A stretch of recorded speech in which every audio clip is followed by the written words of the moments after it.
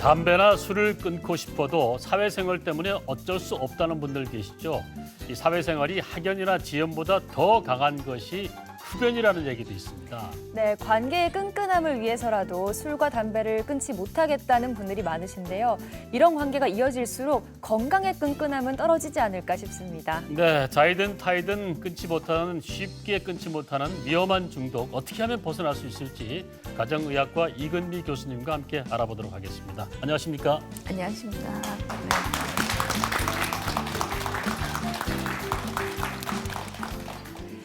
네, 요즘 미세먼지 때문에 야외 활동하기가 쉽지가 않습니다. 그런데 담배는 피우면서 미세먼지 걱정하시는 분들이 많으시거든요. 이 담배도 미세먼지를 만들어내는 원인 중에 하나가 아닐까 싶은데 맞습니까? 예, 미세먼지는 보통 우리가 지름의 크기가 10마이크로미터 이하인 경우, 그리고 초미세먼지는 2.5 마이크로그램 미터 이하인 경우로 어떤 초미세먼지라고 이야기를 하게 되는데요. 담배 한 개피를 피우게 되면 총 발생하는 초미세먼지 총량이 12,000 마이크로그램 정도가 된다고 합니다. 그러니까 담배를 5개 피우면 한 6만 마이크로그램의 초미세먼지가 발생하게 되는 거죠. 그러면 우리가 담배 한 개피를 피운다는 것은 엄청난 양의 미세먼지 덩어리를 마시는 것과 동일한 거가 되겠습니다. 네. 예, 그리고 우리가 최근에 나온 연구를 보면 이 담배에 있는 초미세먼지는 입자가 굉장히 작아서 공기 중에 오랫동안 떠 있게 됩니다. 그래서 담배 2개 피를 피우면 이것이 바닥까지 깔아앉는데 거의 20시간 이상이 걸린다고 합니다. 그래서 담배로 인한 초미세먼지는 더 건강에 해롭다고 볼 수 있겠습니다. 네, 조금 더 알아보겠습니다. 미세먼지가 심한 날에는 마스크가 이게 필수품이 됐잖아요. 네. 그런데 흡연 후에 마스크를 바로 쓰면 위생이나 건강 면에서 좋지 않을 것 같아요. 어떻습니까? 네, 맞습니다. 그 담배를 피우고 바로 마스크를 끼게 되면 그 흡연 후에 남아있던 그 유해 물질이 우리 입이나 코 점막에 그대로 남아있기 때문에 오히려 더 좋지가 못합니다. 네. 네, 흡연 후에는 일단 마스크는 잠시 벗어 두시는 게 좋을 것 같습니다. 그렇습니다. 네, 자신의 실제 나이와 신체 검진 결과를 분석한 생체 나이를 비교하면 노화의 정도를 알 수 있다고 합니다. 한 연구단체에서 성인 14만여 명을 대상으로 이 생체 나이를 분석해봤는데 놀라운 결과가 나왔다고 하죠. 네, 31세에서 40세 사이에 흡연자 절반 이상의 생체 나이가 41세에서 50세 정도로 10년 더 늙게 측정이 됐다고 합니다. 그럼에도 불구하고 담배를 끊지 못하는 이유 무엇 때문일까요?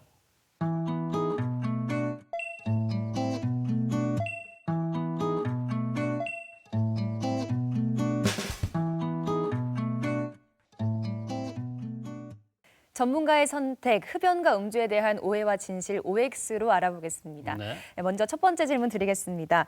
금연과 금주를 실패하는 것은 순전히 의지가 부족하기 때문이다. 맞는 건가요? 틀렸습니다. 아니에요. 네, 특히 흡연 같은 경우에는 니코틴 중독 상태이기 때문에 단순하게 본인의 의지만으로 성공하는 것은 굉장히 힘듭니다. 네. 실제로 우리가 금연하신 분 중에 의지만으로 성공하신 분들은 5%가 채 되지 않습니다. 네. 예, 그래서 도움이 꼭 필요한 경우가 되겠습니다. 음주도 마찬가지인데요. 음주도 이게 중독 상태에 가게 되면 본인의 의지만으로 끊는다는 것은 굉장히 힘듭니다. 네. 의지만으로 담배 끊는 분들은 대단하신 분들이군요. 그러니까요. 자, 두 번째 질문 드립니다. 시골에 가면 동네 어르신들이 대부분 담배를 피우시는데 많은 분들이 담배를 피시는데 이런 얘기들 많이 하실 것 같아요. 공기 좋은 곳에 살면 흡연해도 오래 살 수가 있어. 이런 말 하실 것 같아요. 어떻습니까? 네, 틀렸습니다. 네. 네, 저희가 공기 좋은 곳에서 살면 미세먼지도 좋고 장수하겠지요. 그런데 담배를 피우게 되면 얘기가 달라집니다. 우리가 흡연자인 경우에는 비흡연자에 비해서 수명이 한 10년 정도 앞당겨지거든요. 최근 2016년도에 통계청 연구를 보면요. 우리나라 100세 이상 장수하신 노인분들의 여러 가지 생활 형태를 보니까 80% 이상이 평생 비흡연자로 사셨다고 합니다.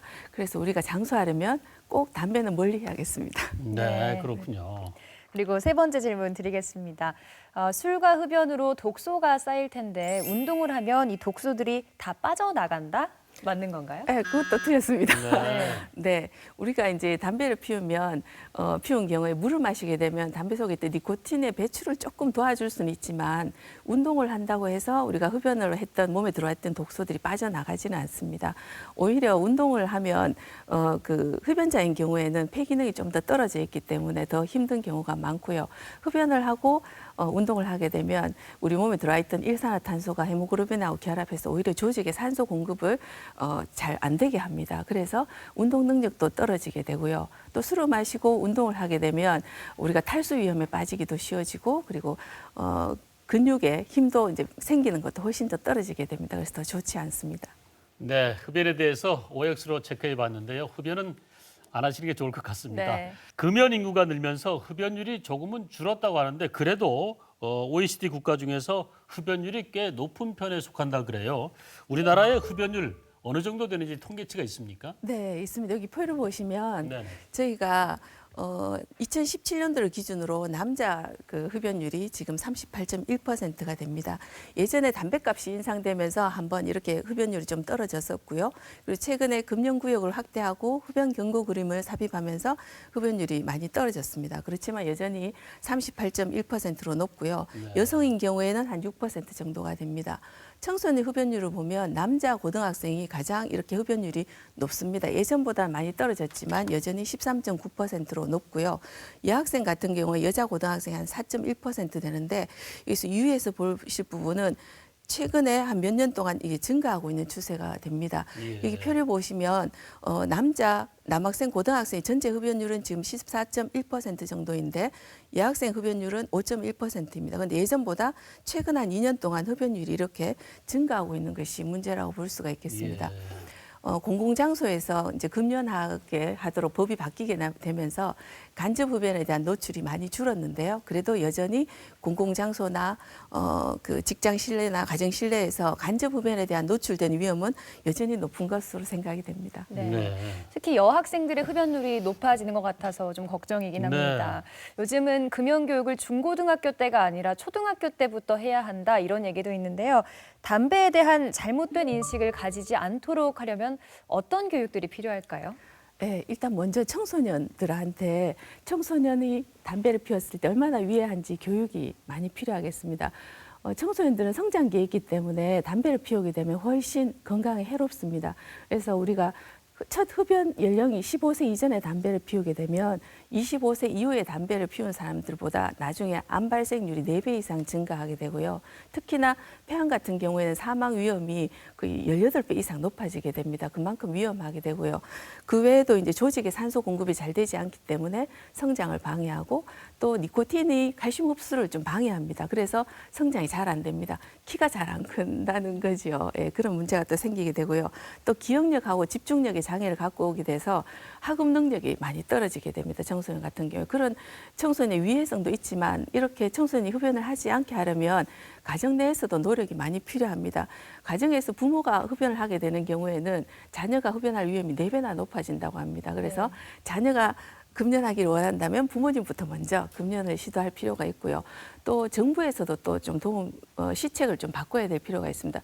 외국 같은 경우에는 청소년 흡연율을 낮추기 위해서 담배 구매한 연령을 굉장히 높였습니다.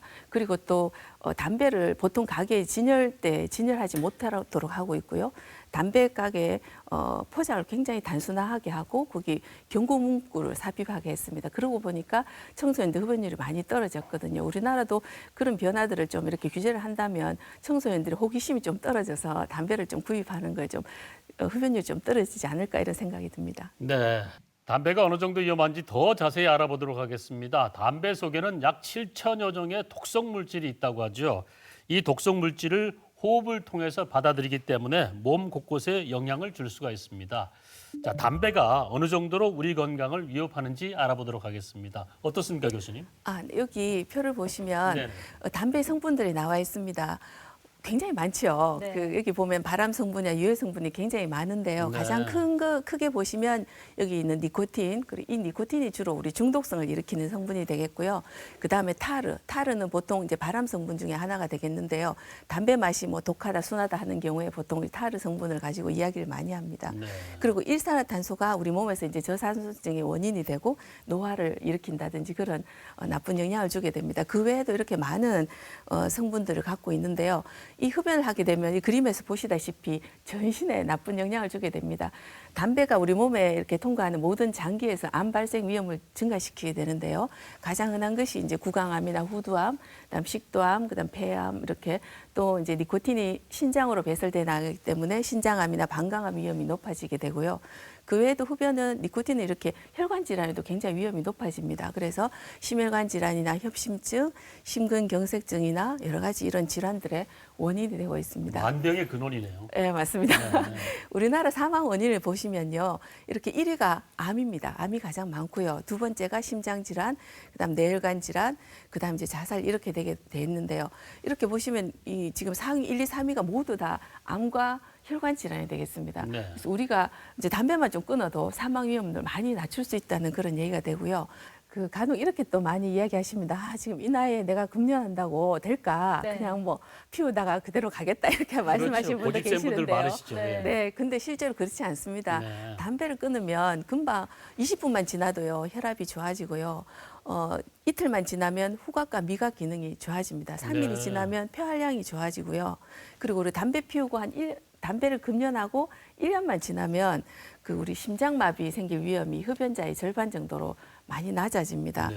그래서 담배를 끊고 5년이 지나면 뇌졸중 위험이 거의 비흡연자 수준으로 이렇게 떨어지게 되고요.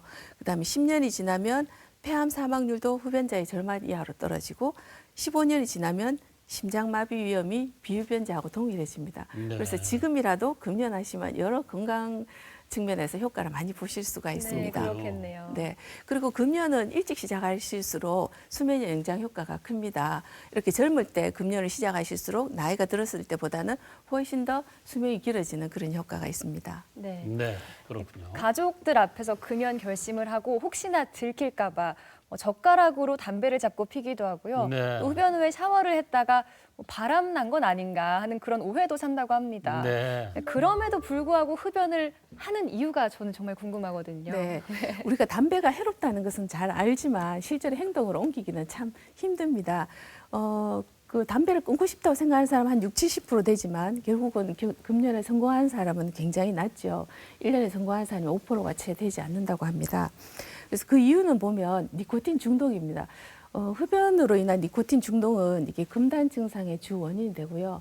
우리가 담배를 피우면 거기 있는 니코틴이 한 7초만 내로 전달이 된다고 합니다. 그래서 이제 담배로 인해서 도파민이라는 물질이 분비되고 이제 안정감을 갖게 되죠. 그래서 한 40분만 지나면 또 우리가 니코틴 효과가 사라지니까 또다시 담배를 피우고 싶은 욕구가 생기게 되고 다시 피우게 되는 그런 문제가 됩니다. 그래서 담배를 못 끊는 거는 니코틴 중독이 주된 원인입니다. 그런데 일부 환자분들은 보면 이제 중독까지는 안 가시더라도 심리적인 원인 때문에 담배를 못 끊는 분들도 계시거든요. 이런 분들은 이제 스트레스를 많이 받거나 이랬을 때 담배를 피워야 이제 스트레스를 이제 해소하는 그런 분들. 그다음에 특정 시간에 꼭 담배를 피워야만 되는 분들. 간혹 보시면 화장실 가실 때나 아니면 점심 식후에 꼭 이렇게 담배가 생각나시는 분들이 계시거든요. 이런 심리적인 원인이 이제 담배를 못 끊는 주 원인이라고 할 수가 있겠습니다. 네. 이렇게 금연이 어려운 경우는 우리가 여기 있는 몇 가지 약물들을 보면 이게 중독을 일으키는 그런 약물들이 되거든요. 그러니까 의존을 일으키는 약물. 그중에서 1, 2, 3, 4 숫자는 갈수록 이제 1이 제일 높은 겁니다. 여기 보시면 니코틴이 의존성이 제일 셉니다.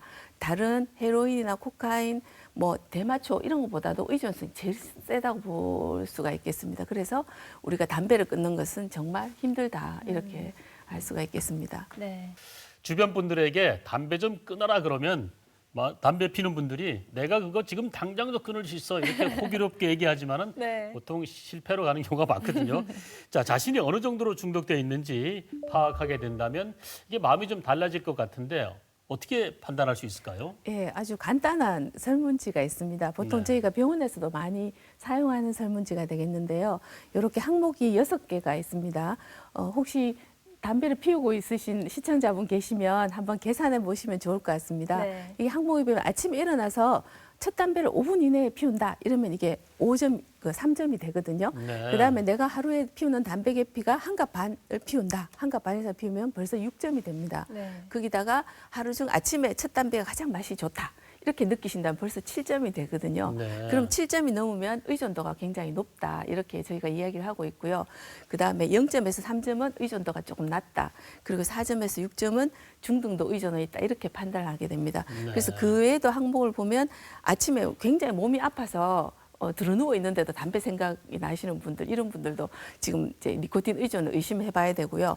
금연 공간에서도 담배를 참기가 힘들다 이래도 의심을 해봐야 됩니다. 네. 저희 병원에도 보시면 입원해 계시는데도 담배 피우시는 분들이 계시거든요. 네. 뭐 아픈 몸을 이끌고 저 멀리 흡연 공간까지 가셔가지고 담배를 피우시는 그런 분들은 의존성이 높다고 봐야겠죠. 네. 제 주변에 봐도 높은 의존이 상당히 많습니다. 맞습니다. 네. 그래서 우리가 담배를 저희가 이제 금연 클리닉에서는 이제 담배를 진짜 끊었을까 이런 걸 평가하는 거 이제 코티닌 검사를 주로 하는데요. 소변 안에 있는 코티닌 농도를 체크하는 겁니다. 그래서 이렇게 소변을 받아서 여기다가 이제 키트에다 한 서너 방울 떨어뜨리고 한 3 내지 5분이 있으면 이렇게 저 제일 왼쪽에처럼 빨간 위에 C자는 그 글씨 위에 빨간 줄이 이렇게 한 줄 생깁니다. 이러면 아직도 흡연 상태에 있으신 거고요. 보통 담배를 끊고 한 일주일 정도, 5일에서 7일 정도 지나면 이렇게 연하게 밑에 줄이 하나 더 생기는 경우가 생깁니다. 중간에 있는 그림처럼 이 3가지 경우가 되면 아, 이분이 이제 그동안 담배 안 피우셨구나, 끊으셨구나 이렇게 저희가 알 수가 있겠습니다. 네. 그 외에도 또 우리가 담배 그 흡연을 검사하는 것 중에 일산화탄소 측정법이 있습니다. 이거는 이제 우리가 이런 기계를 이용해서 마우스피스를 끼고 이렇게 호기 중에 일산화탄소를 측정하는 겁니다. 그래서 이거는 보통 금연하고 나서 한 하루 정도만 지나면 음성으로 나오거든요. 그래서 예. 저희가 실제로 금연하셨는지를 평가하는 그런 지표로 보통 사용을 하고 있습니다. 우리가 금연하시고자 하시는 분들은 처음에 금연 단계가 어느 단계인지를 평가를 보통 잘 하게 되는데요. 금연 단계를 잘 평가를 해야만 적절하게 치료를 들어갈 수가 있습니다. 예를 들어서 아, 나 지금 담배 계속 피울 거야. 그 담배 없이 못 살아. 이렇게 생각하시는 분들이나 아니면 뭐 나쁜 건 알겠는데 나 그냥 계속 이대로 피울래 이렇게 생각하시는 분들은 아직 준비가 덜 되신 분이기 때문에 이런 분들한테 적극적으로 금연 방법을 설명하기보다는 오히려 이제 금연의 유해성이라든지 이래서 이제 우리 흡연의 유해성 그리고 금연의 장점에 대해서 설명을 드리면서 이제 금연하고자 하는 동기부여를 많이 일으키도록 하는 게 장점이 되겠고요. 그 외에 이제 담배를 끊어야 되겠다 준비가 되신 분들은 보통 이제 적극적인 상담과 치료를 들어가게 됩니다. 네. 네. 금연하는 분들 보면 몸과 마음이 예민하다, 뭐 금단 증상이 있다 이렇게 하시는데 네네. 어떤 증상들이 수반되는지 궁금하거든요. 네, 여기 표에 보시다시피 담배를 끊으시는 분들은 주위에서 보셨겠지만 굉장히 신경이 좀 예민해져 있습니다. 날카로워지시고요. 그래서 짜증도 잘 내고 간혹 이제 사모님들 병원에 오셔서 도저히 너무 짜증내서 오히려 담배 피우라 그랬어요. 이렇게 얘기하시는 분이 있을 정도로 되게 신경이 날카로워지신다든지 아니면 밤에 또 잠을 잘 못 이루십니다. 그래서 불면증에 힘들어 하신다든지 머리가 아프다, 갈증이 난다, 집중력이 떨어진다, 소화가 안 된다 여러 가지 증상을 호소하실 수가 있습니다. 이게 이제 담배를 끊으면서 생기는 금단 증상이 되겠는데요.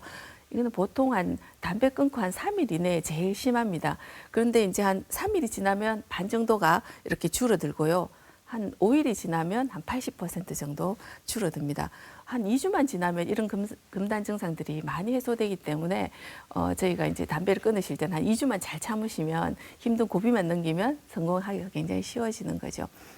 또 이제 담배를 피우시다가 실패하시는 분들 중에 흔한 원인 중에 하나가 체중 증가입니다. 우리가 금연을 하면 이제 그 미각이 조금 돌아옵니다. 그래서 입맛이 조금 좋아지고 그래서 좀 식사량이 좀 늘어나게 되고요.